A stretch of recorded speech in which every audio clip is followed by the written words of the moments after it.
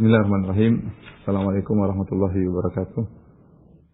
Alhamdulillahi ala ihsanih wa syukru lahu ala taufiqihi wa amtinanih. Asyhadu an la ilaha illallah wahdahu la syarika lahu ta'ziman li sya'nih. Wa asyhadu anna Muhammadan abduhu wa rasuluhu da'ila ridwanih. Allahumma salli alaihi wa ala alihi wa ashabihi wa ikhwan. Para ibu-ibu di Perth dan juga para pemirsa yang dirahmati Allah Subhanahu wa taala. Ini adalah pertemuan kita perdana tentang tafsir surat Al-Mu'minun ya. Nah, surat Al-Mu'minun dinamakan dengan Al-Mu'minun karena dibuka dengan firman Allah pada aflahal mu'minun, sungguh beruntung orang-orang yang beriman ya. Dan surat ini adalah surat Makkiyah, diturunkan ketika Nabi sallallahu alaihi wasallam masih di Mekah.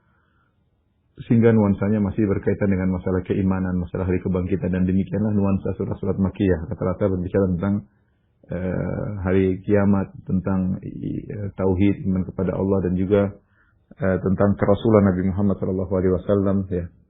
Berbeda dengan nuansa surat-surat Madaniyah yang biasanya di situ banyak masalah hukum-hukum dan yang lainnya. Ya.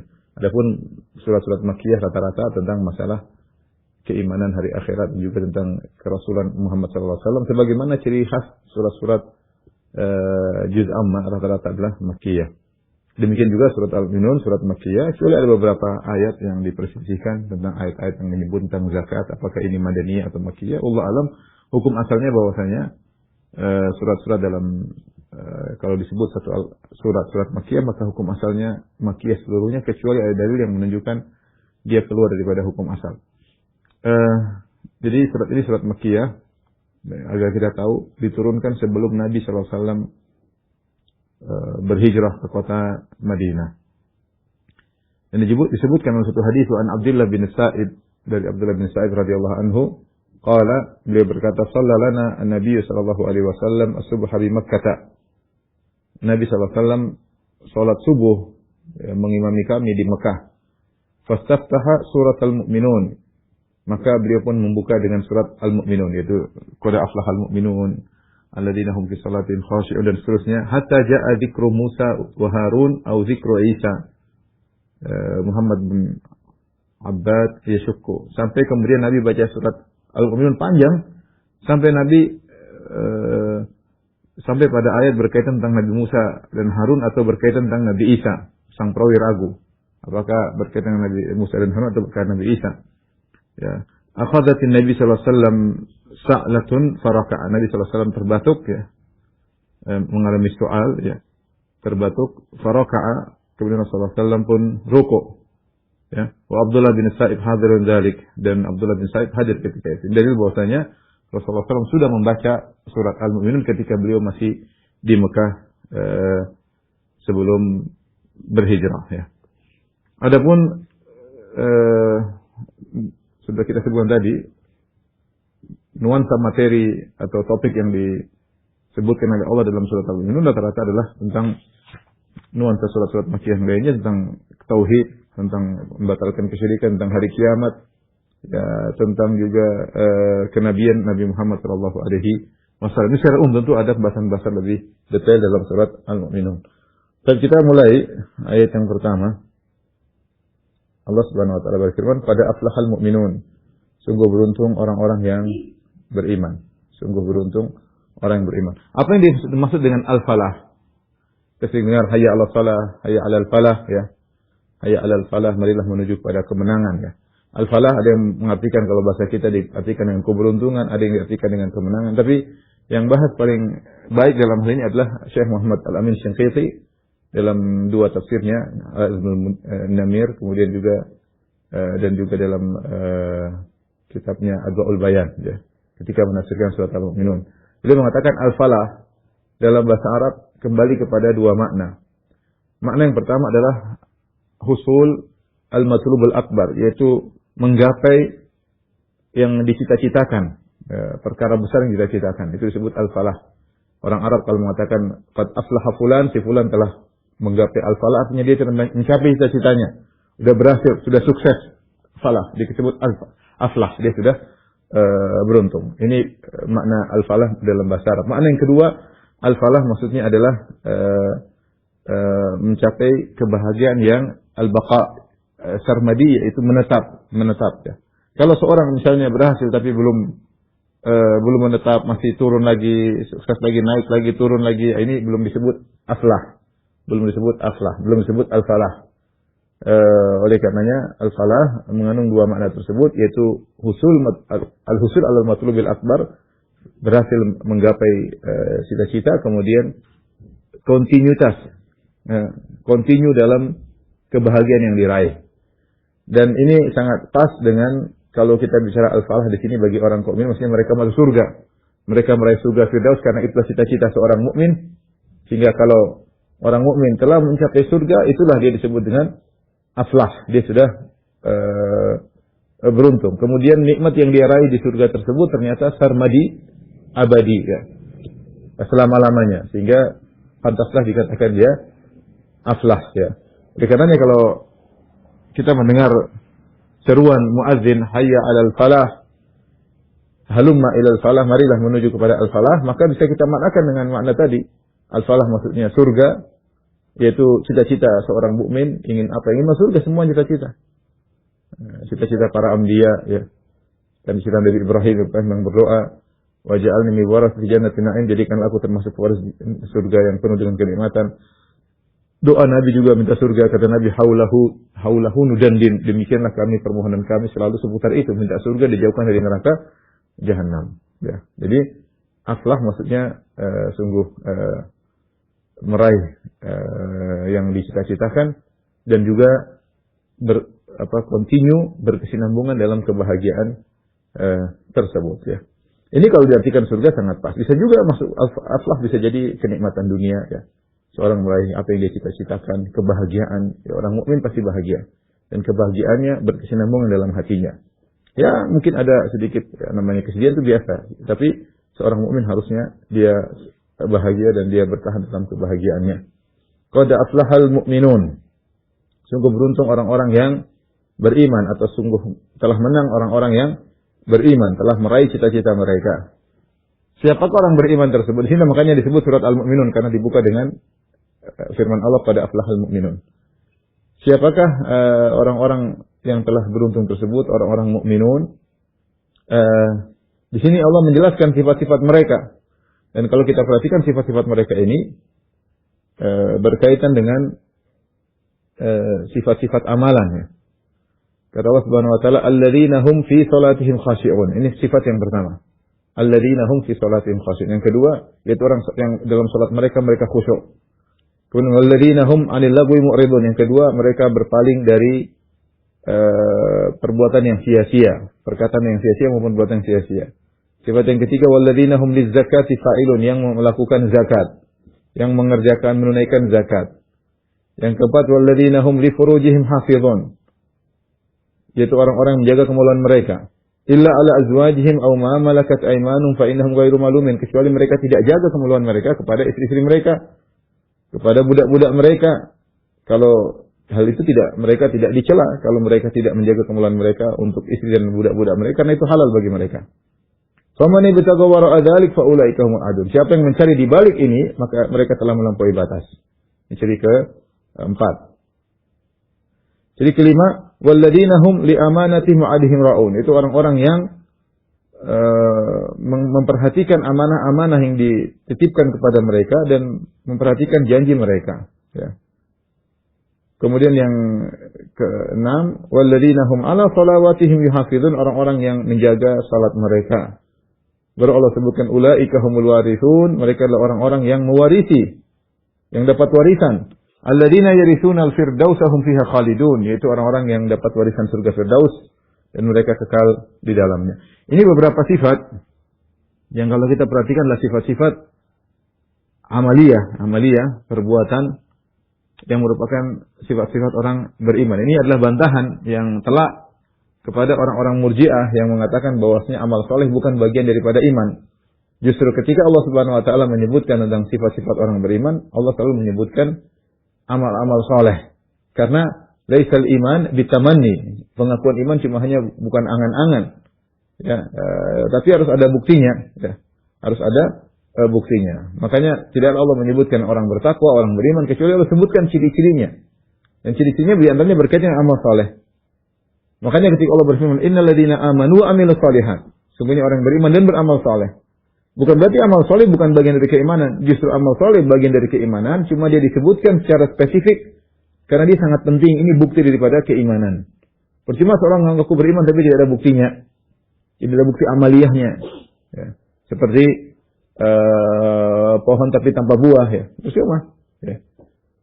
Maka justru amal saleh merupakan bukti keimanan. Sebagaimana dalam ayat ini Allah menyebutkan telah menang atau telah beruntung orang yang beriman, kemudian Allah sebutkan ciri-cirinya.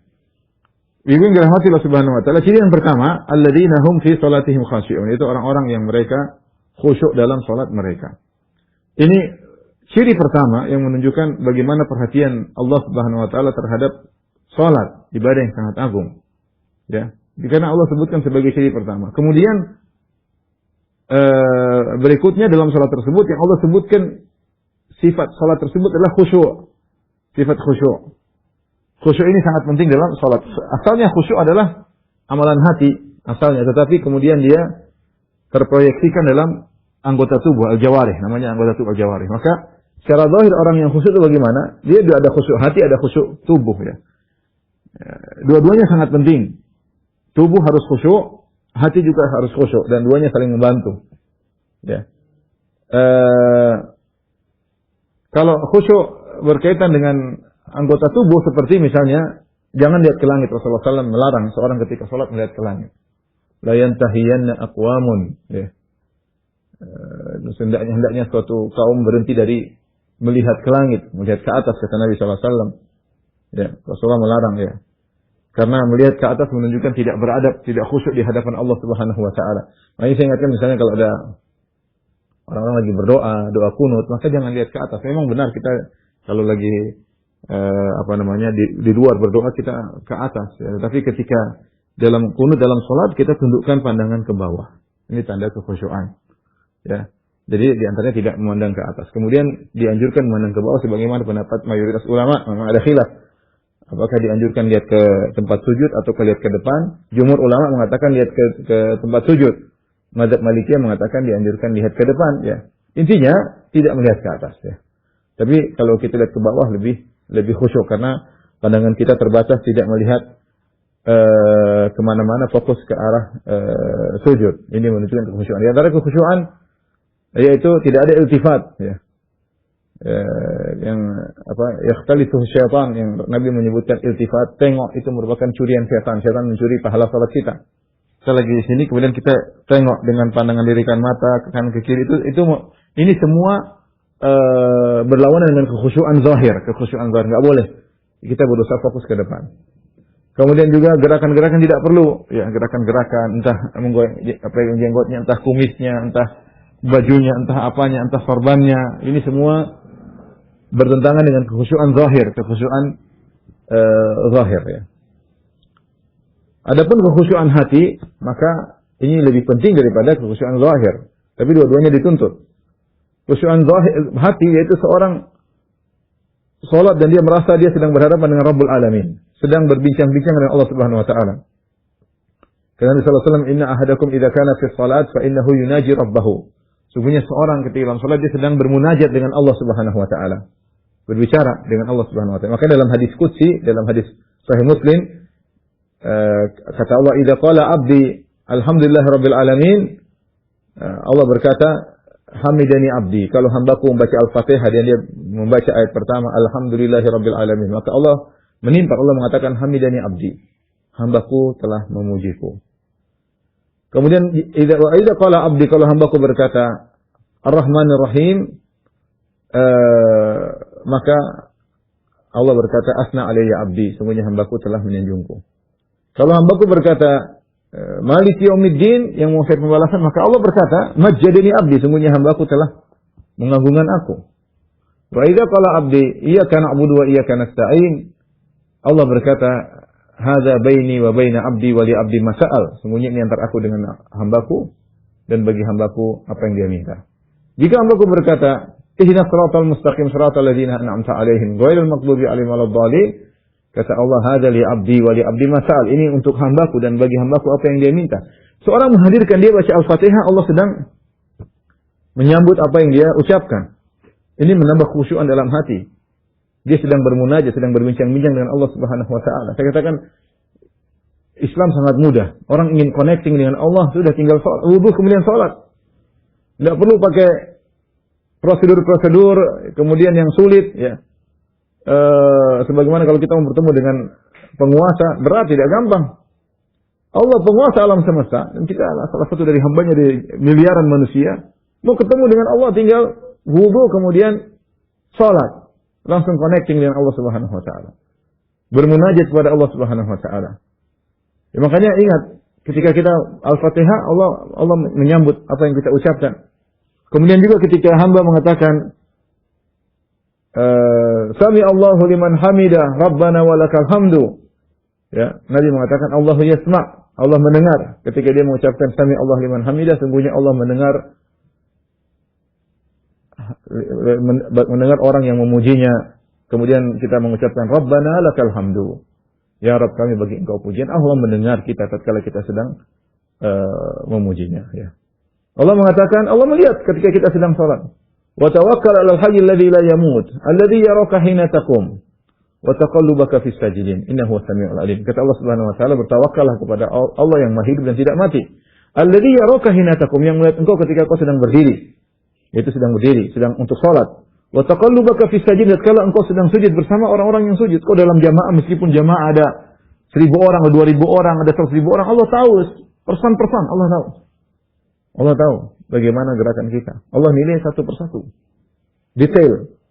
Yang kata Allah Subhanahu wa taala, ya'lamu kata Allah Subhanahu wa taala, "Wa ma tasqutu min waraqatin illa ya'lamuha." Tidak ada satu daun pun jatuh kecuali Allah mengetahui. Kalau daun yang bukan mukallaf, yang tidak dibebani untuk menjalankan syariat, jatuh Allah tahu, dan bagaimana dengan kita yang dibebani untuk melakukan syariat.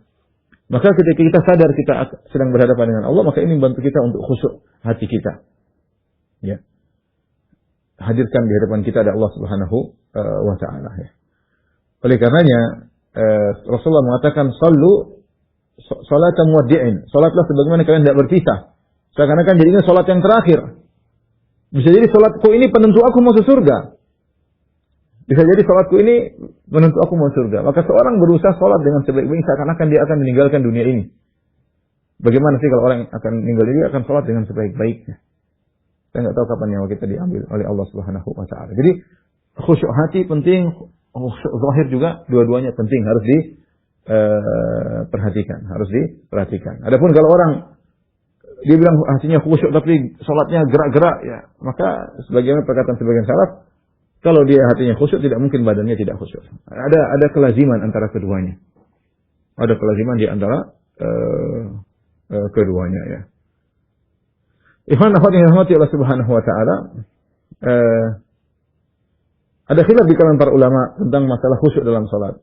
Apakah wajib ataukah sunnah? Ya, sebenarnya mengatakan hukumnya wajib. Berdalil dengan ayat ini. Qad aflahal mu'minuna alladzina hum fi salatihim khashi'un. Sungguh beruntung orang yang beriman yang mereka khusyuk dalam salatnya. Kemudian Allah sebutkan ulaika alladzina yarisuna al-firdausa hum fiha khalidun. Orang yang mewarisi surga Firdaus, ya. Ternyata untuk syarat meraih surga Firdaus harus khusyuk dalam salat. Ini menunjukkan khusyuk dalam salat hukumnya wajib. Ini pendapat sebagian ulama. Namun Allah alam bisawab, yang lebih benar bahwasanya lebih kuat khusyuk dalam salat tidak sampai pada derajat wajib. Meskipun dia adalah ruhnya salat. Dia tingkat tertinggi dalam salat adalah khusyuan. Tapi tidak sampai pada derajat wajib. Seorang berusaha untuk khusyuk. Ya, karena kalau dia tidak khusyuk, pahala salatnya sangat berkurang. Ya, selain perkataan Ibnu Abbas radhiyallahu anhu bahwasanya seorang tidak mendapatkan pahala kecuali kadar ma yaqilu minha. Kadar apa yang dia renungkan dalam salatnya. Kalau pikiran kemana-mana maka pahalanya berkurang. Tapi maksud saya Allah alam bisawab tidak sampai dalam masalah kewajiban salat. Makanya ketika ada musii'us salat, al-musii'u fi salati, seorang yang salah dalam salatnya datang kemudian dia salat, Rasulullah SAW mengatakan, "Irji fa shalli fa innaka lam tusalli." Kembalilah, kau belum salat. Kemudian dia salat lagi, dia datang lagi, dia beri salam kata Nabi, "Irji fa shalli fa innaka lam tusalli." Kembalilah, kau belum salat. Sampai 3 kali. Kemudian mengatakan, "Ya Rasulullah, usinu ghairaha." Aku tidak bisa salat lebih bagus daripada ini. Maka Nabi ajarkan kalau kau salat begini. Nabi tidak sebut khusyuk dalam waktu Nabi sedang mengkoreksi salatnya, Nabi tidak menyebutkan tentang kekhusyuan. Tapi Nabi secara hati, tapi Nabi menceritakan kekhusyuan badan, tentang tumakninah. Di antara bentuk khusyuk tubuh adalah tumakninah dalam salat. Ibnu Qayyim rahimahullah taala mengatakan tidak mungkin seorang meraih kekhusyuan hati kalau dia salatnya buru-buru, enggak mungkin, mustahil. Kalau Anda ingin khusyuk dalam hati, ketika salat juga tubuh juga harus tenang, tidak boleh buru-buru ya. Tidak boleh buru-buru. Jadi intinya, meskipun khusyuk adalah perkara yang paling krusial dalam salat, bahkan yang paling utama, namun dia tidak sampai pada derajat wajib ya. Apalagi sampai membatalkan salat kalau orang tidak khusyuk. Ini kemudahan seorang dimotivasi untuk khusyuk tapi tidak sampai pada derajat wajib. Kalau sampai derajat wajib repot, kita bilang banyak salat orang tidak diterima, salat orang batal ya. Tapi hukumnya sangat dianjurkan sunnah tapi tidak sampai derajat wajib. Wallahu a'lam bishawab. Jadi intinya seorang berusaha untuk khusyuk dalam salat, baik khusyuk hati maupun khusyuk zahir. Ada faedah yang disampaikan oleh Ibnu Daqiq al-Eid dalam kitabnya Ihkamul Ahkam ketika membahas tentang hadis keutamaan salat wudu, yaitu Nabi sallallahu alaihi wasallam bersabda setelah berwudu, kata Nabi sallallahu alaihi wasallam, "Man tawadda'a nahwa wudu'i hadza, tsumma shalla rak'ataini la yuhadditsu fihi ma nafsuhu, ghufira lahu ma taqaddama min dhanbi." Barang siapa berwudu seperti wuduku, kemudian dia salat 2 rakaat, dia salat wudu, la yuhadditsu fihi ma nafsuhu, dia tidak mengajak bicara jiwanya, artinya dia khusyuk. Ghufira lahu ma taqaddama min dhanbi, maka diampuni dosa-dosanya telah lalu. Di sini kata Ibnu Daqiq al-Eid rahimahullahu taala dalam kitabnya Ihkamul Ahkam bahwasanya seorang tidak membawa jiwanya ketika sholat melayang kemana-mana. Ini penyakit. Kalau kita lagi sholat, pikiran kita kemana-mana. Pikiran ke makanan, pikiran kita ke pekerjaan, pikiran kita ke anak-anak, pikiran kita kemana-mana. Pikiran ke utang, barang hilang ketemunya ketika sholat. Lupa atau ingat dalam apa? Ketika sholat. Banyak hal yang setan buat kita lupa, ingat.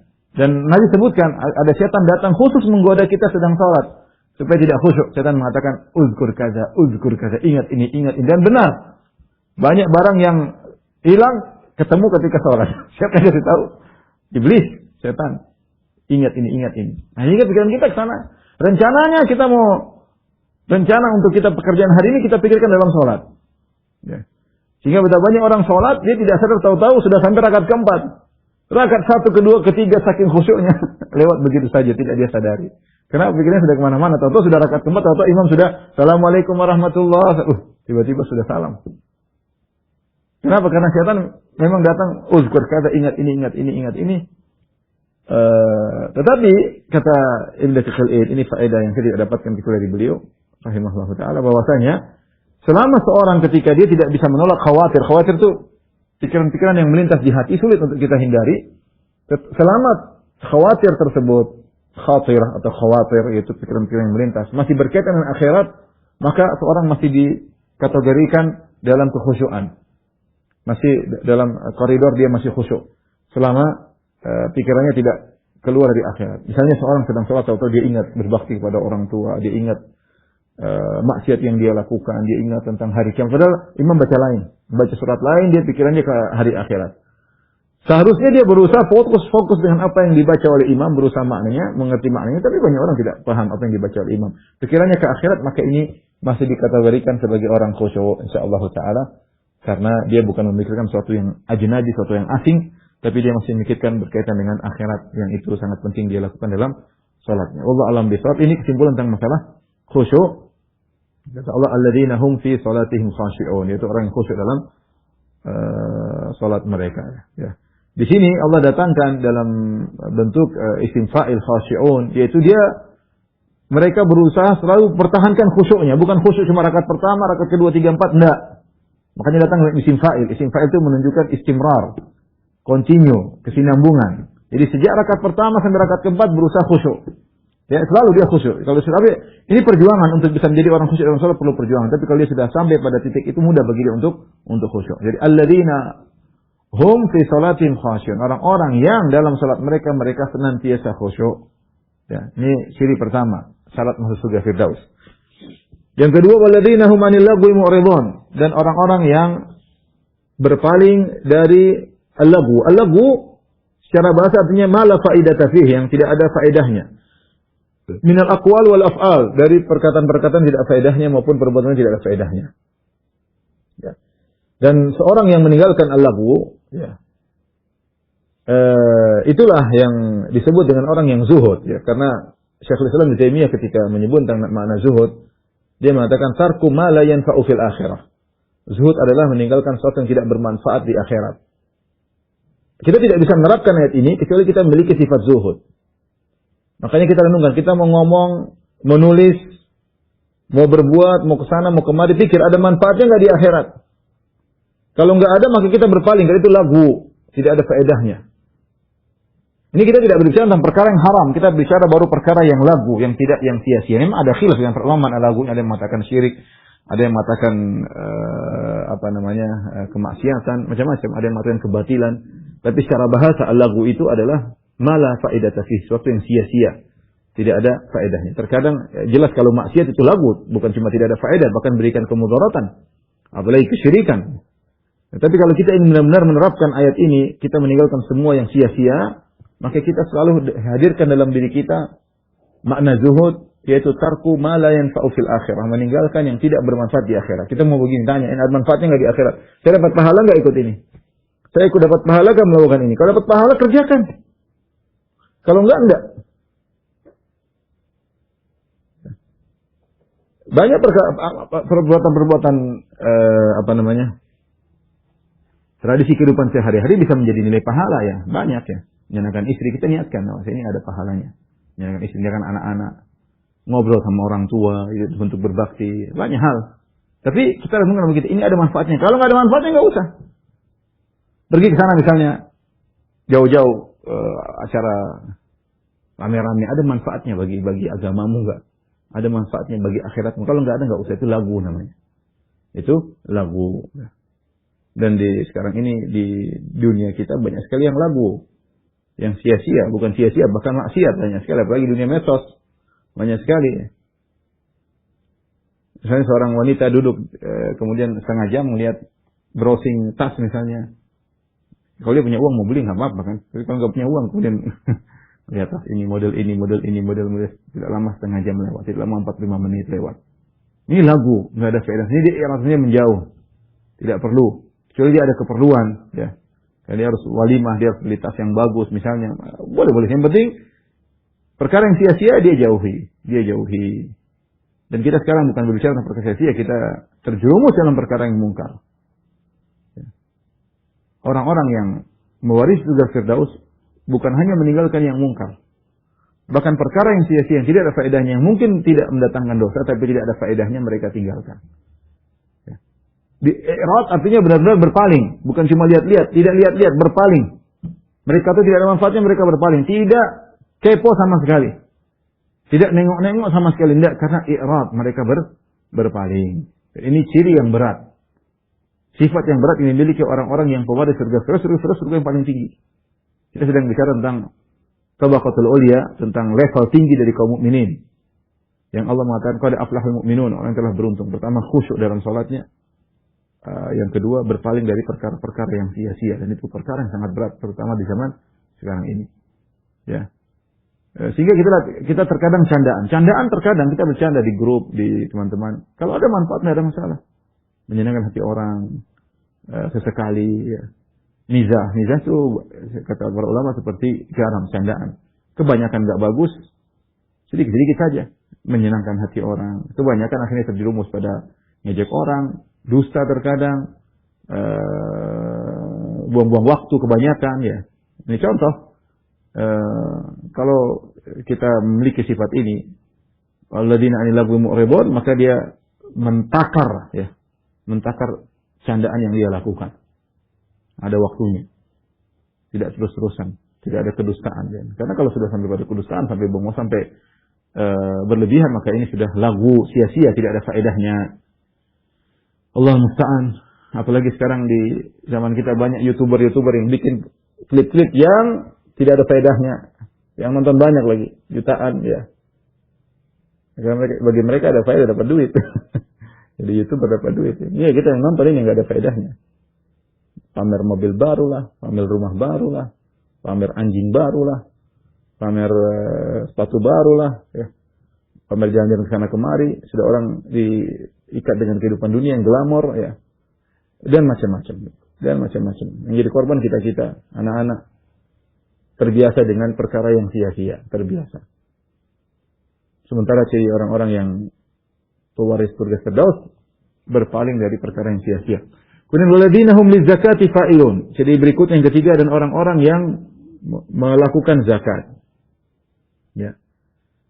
Yang melakukan zakat. Maka di sini lihat yang melakukan zakat. Ini ada dua pendapat di kalangan para ulama. Apa yang dimaksud dengan melakukan zakat? Di sini zakat ada yang memaknakan maksudnya zakatul amwal, yaitu bayar zakat. Pendapat kedua, ini juga pendapat sebagian ulama mengatakan zakat sini maksudnya zakat hati. Zakat hati ya. Coba kita tulis di sini. Jadi Allah Subhanahu wa taala walladzina hum bizzakati fa'ilun.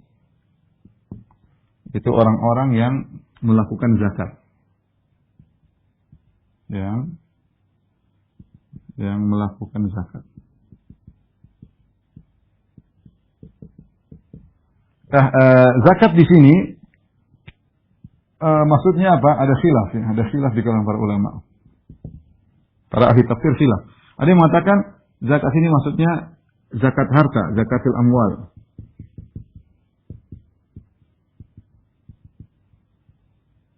Ada yang mengatakan zakatun nafs. Zakatun nafs itu mensucikan jiwa. Khilaf yang kuat di kalangan mereka. Mereka mengatakan tidaklah disebut zakat, yang mengatakan zakat harta. Kata mereka tidak disebut zakat kecuali yatabadar fi dzihn. Yang pertama terbetik dalam benak adalah zakat harta. Zakat harta ya, hukum asal. Makna zakat adalah zakat harta.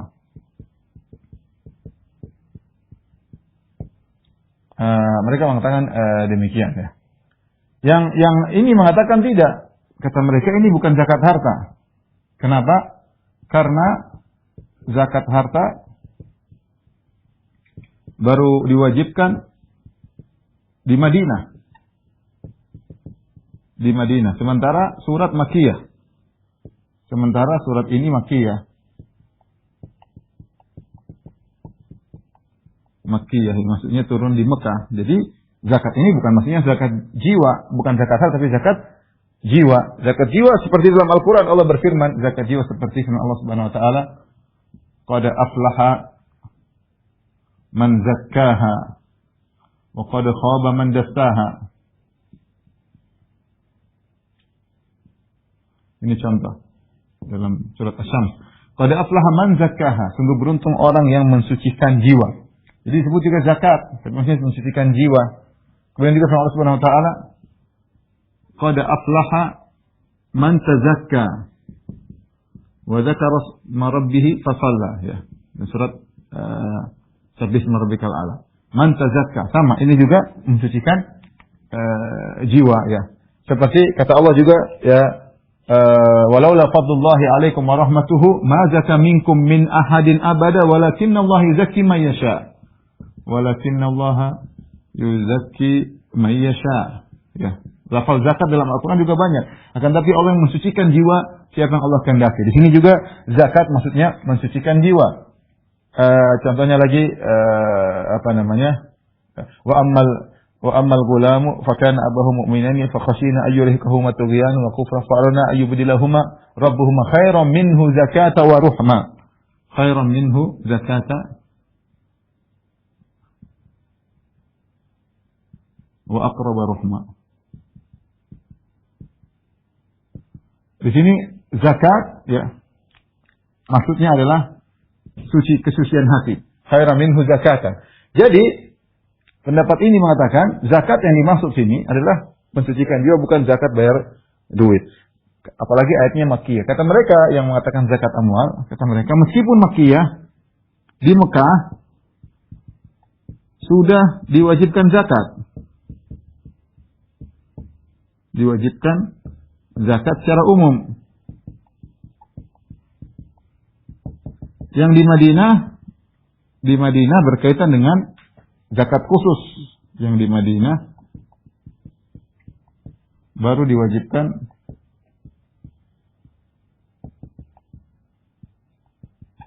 zakat yang khusus, yang ada nisab dan ada haulnya. Ya. Makanya Allah berfirman, "Fawailul lil musyrikin alladzina la yu'tuna zakat." Celaka orang musyrikin yang tidak mengeluarkan zakat, padahal itu adalah ayat Makkiyah. Jadi di Mekah juga sudah ada zakat. Nabi sudah mewajibkan zakat, cuma bukan secara umum itu salah sedekah, wajib sedekah, tapi zakat yang khusus seperti istilah yang kita pahami sekarang dengan nisab dengan haul itu memang baru di Madinah. Jadi ini ayat meskipun Makkiyah tapi bicaranya tentang zakat harta. Yang mengatakan zakat jiwa mereka memperoleh kata mereka, lihat Allah menggunakan kata fa'ilun ya di situ. Allah menggunakan kata fa'ilun. Dan ini ketidakkebiasaan, mengerjakan, artinya mengerjakan. Biasanya kalau zakat harta pakai lafal ita'uz zakat atau yu'tuna zakat, yaitu ita. Wa ita'uz zakat atau yu'tuna zakat. Kemudian juga kalau zakat harta biasanya gandeng langsung dengan salat. Bergandengan langsung dengan salat. Seperti wa aqimus shalah wa atuz zakah, dirikan salat dan bayarlah zakat.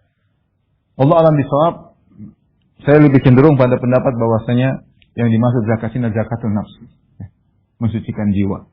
Artinya kalau orang ingin meraih surga firdaus, dia berusaha mensucikan jiwanya. Bagaimana cara mensucikan jiwa?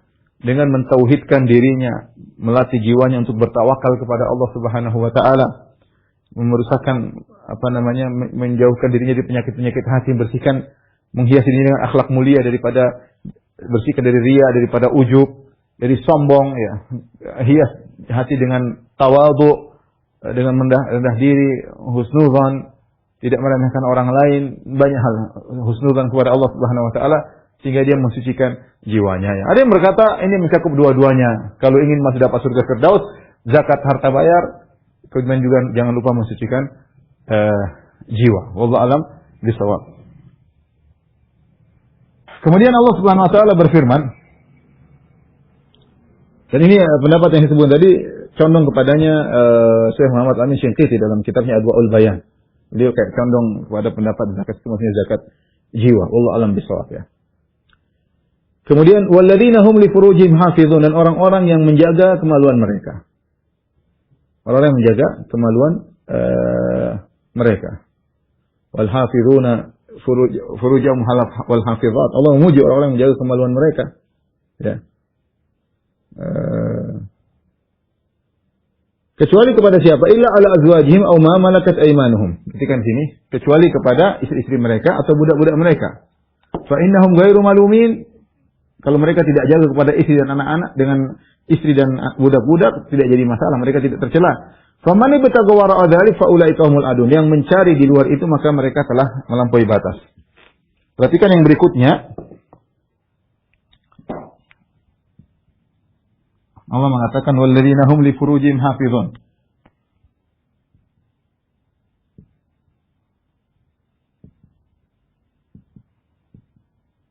Hafizun. Orang-orang yang menjaga kemaluan mereka. Ya.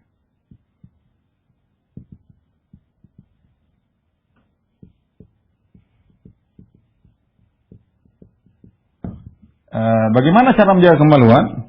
Allah mengatakan menjaga. Menjaga berarti menghindarkan dari sebab-sebab yang bisa merusak. Menghindarkan diri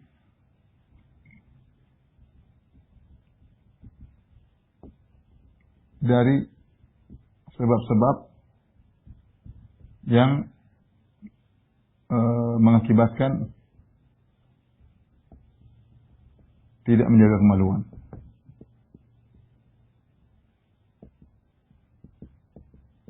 Di antaranya apa? Menjauhi sebab-sebab zina. Di antaranya menjauhi sebab-sebab zina. Menjauhi sebab-sebab zina. Apa sebab-sebab zina? Banyak. Sebab zina banyak. Tidak berkhalwat dengan wanita yang bukan mahramnya, atau wanita tidak berkhalwat dengan laki-laki yang bukan mahramnya. Tidak melihat hal yang haram, ya. Tidak menonton film-film tayang-tayang yang bisa mengobarkan syahwat, ya. Tontonan yang mengajari orang untuk menggampangkan zina, menggampangkan selingkuh dan yang lainnya, ya. tidak bersafar sendirian tanpa mahram, khawatir di tengah jalan tergoda atau ngobrol dengan laki-laki lain yang menggoda dia, dan banyak hal. Ya, banyak hal ya. Yang paling utama adalah di antaranya menundukkan pandangan. Ini bentuk menjaga. Menjaga. Allah tidak hanya mengatakan tidak berzina, tapi Allah mengatakan walladzina hum li furujihim hafizun. Jaga, namanya jaga, dia perlu menjaga dari hal yang bisa merusak. Hal yang bisa merusak kemaluannya, terjerumus dalam kemaksiatan, maka dia hindari. Kecuali pada dua hal yang dikecualikan, kecuali pada dua hal. Illa ala azwajihim aw ma malakat aymanuhum. Illa ala azwajihim aw ma malakat aymanuhum. Azwaj maksudnya istri-istri atau budak-budak wanita ya. Ini boleh, tidak perlu dijaga karena memang sama istri tidak jadi masalah. Berhubungan istri melihat kemaluan kita nggak ada masalah, kita berhubungan istri tidak jadi masalah berhubungan, karena tidak perlu dijaga buat istri. Ini budak-budak wanita, tentunya sekarang sudah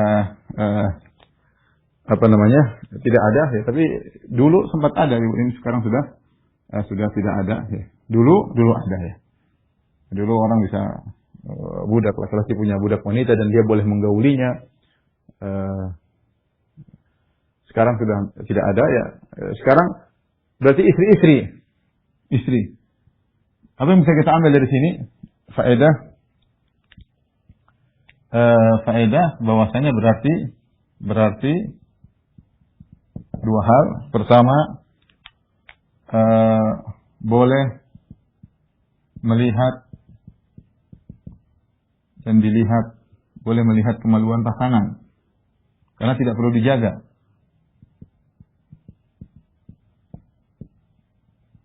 Karena Allah mengatakan tidak, mengapa tidak dijaga, boleh melihat. Yang kedua, di antara faedahnya boleh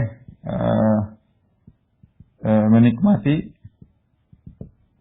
seluruh tubuh wanita atau sebaliknya tubuh pasangan kecuali dubur, itu yang tidak boleh, kecuali dubur ya, atau kemaluan ketika sedang haid ya, dan kemaluan ketika sedang haid. Ini hukum asal ya. Boleh seorang menikmati dia di sisi mana saja, dari tubuh mana, mendatangi dari depan, dari belakang, terserah. Ini hukum asal karena tidak perlu dijaga. Tidak perlu dijaga kepada istri. Dari sini kita tahu kata Allah, "Famani bataga wara'a dzalik fa ulaika humul adun." Siapa yang mencari di balik ini, mencari kenikmatan, kemaluan selain pada istri dan pada budak-budak wanita, maka dia telah melakukan sikap melanggar. Kata Allah Subhanahu wa taala, "Famani bataga wara'a dzalik fa ulaika humul adun." Yaitu siapa yang mencari kenikmatan, siapa yang mencari kenikmatan kemaluan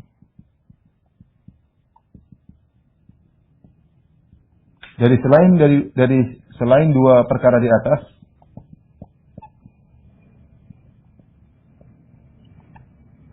maka dia telah melampaui batas.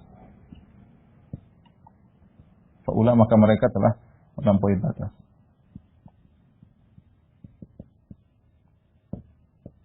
Di antara cara mencari kenikmatan kemaluan yang melampaui batas, di antaranya misalnya kata para ulama seperti tentunya berzina, tentunya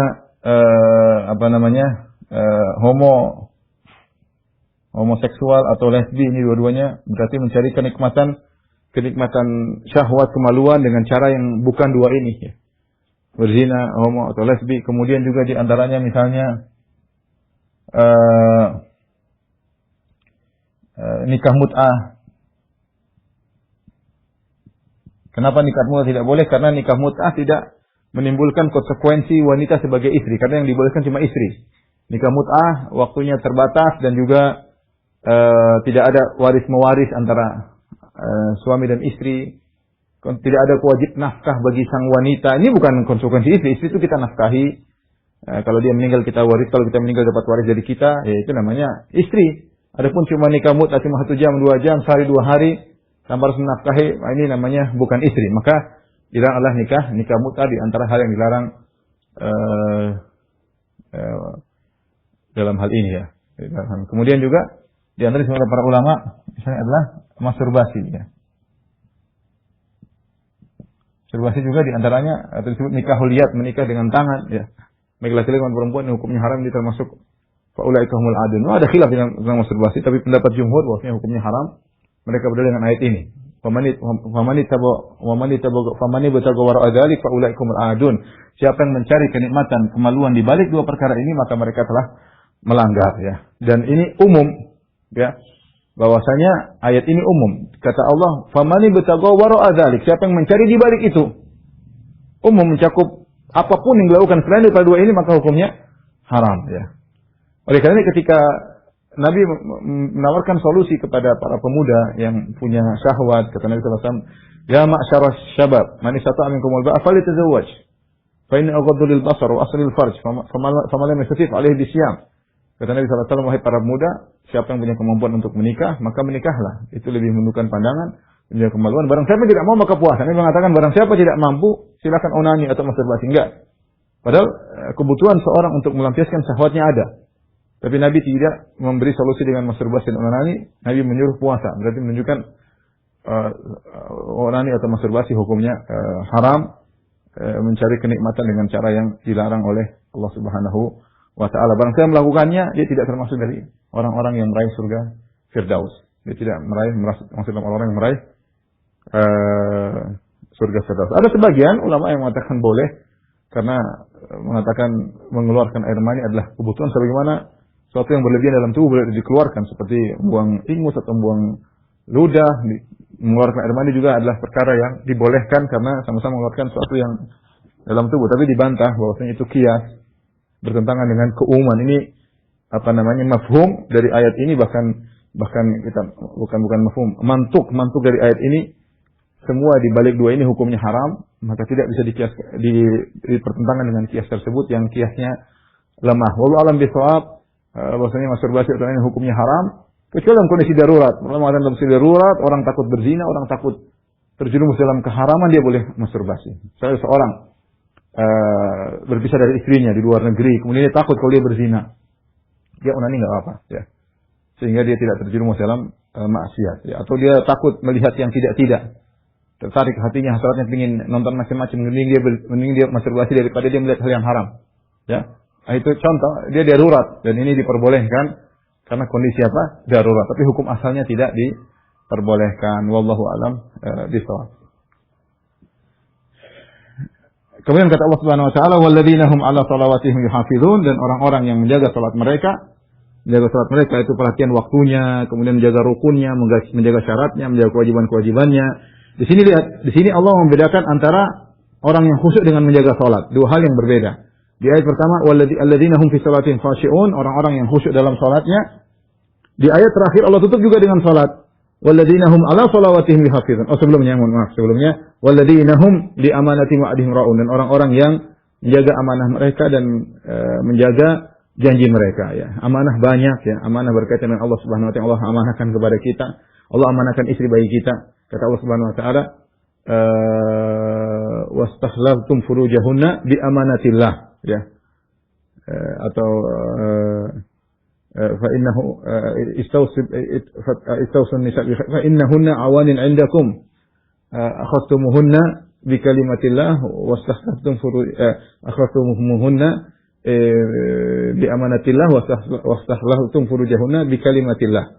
Jadi istri adalah amanah, kata Nabi sallallahu alaihi wasallam, kalian mengambil mereka dengan amanah dari Allah, maka harus ditunaikan amanah tersebut, jangan dizalimi, tunaikan hak-haknya. Ya, anak-anak juga amanah, kullukum ra'in wa kullukum mas'ulun an ra'iyatihi. Setiap kalian adalah pemimpin, kalian ditanya pertanggungjawaban terhadap anak-anak. Kita punya amanah laki-laki, amanah istri, amanah anak-anak. Jangan kita senang-senangkan mereka, kita berikan apa yang mereka mau, akhirnya kita menjadi pengkhianat, ya. Pengkhianat terhadap Allah Subhanahu wa taala karena mengkhianati amanah tersebut, merusak anak-anak mengikuti kesenangan mereka. Banyak amanah yang harus kita kerjakan, semua perkara yang wajib itu amanah dari Allah Subhanahu wa taala. Kemudian berkaitan amanahnya orang harus ditunaikan, dijaga ya. Berkaitan dengan hak orang, harta orang itu amanah. Demikian juga janji-janji ya. Wa ahdihim ra'un, kalau mereka sudah berjanji, seorang berjanji kepada Allah, maka dia harus tunaikan. Ya, kalau dia bernazar, dia harus tunaikan, ya. Berjanji kepada Allah dia tunaikan. Dia catat, jangan asal berjanji kepada Allah tidak dia tunaikan. Demikian janjinya kepada orang lain. Ya, dia tunaikan janjinya, tidak asal janji-janji tanpa dia tunaikan dan dia lupakan ya. Orang-orang penghuni Firdaus mereka menunaikan amal dan menunaikan janji. Alladzina hum ala salawatihim yuhafizun, tadi orang jaga salat, di sini saya katakan tadi dibedakan antara yang khusyuk dengan yang menjaga. Menjaga maksudnya menjaga salat waktunya dikerjakan pada waktunya, menjaga rukun-rukunnya, menjaga wajib-wajibnya secara zahir. Beda dengan khusyuk masalah hati.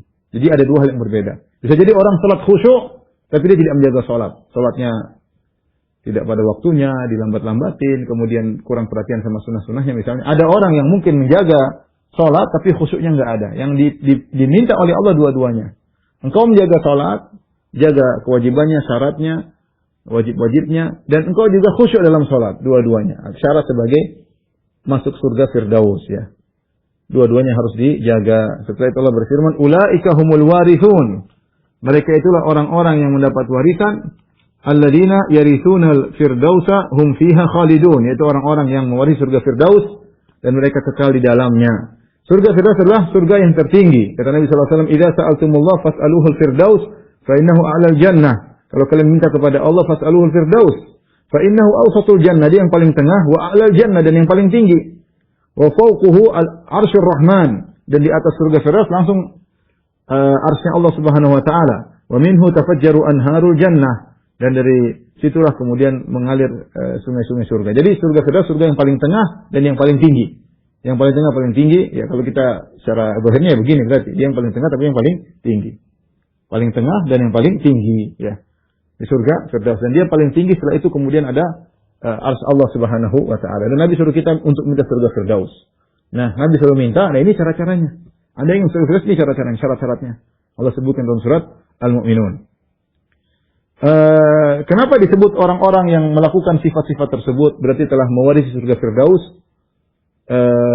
Karena memang setiap mukmin diberikan dua kapling di surga dan kapling di neraka ya. Kapling surga, kapling di neraka. Kata Nabi sallallahu alaihi wasallam, "Ma minkum min ahadin illa lahu manzilan."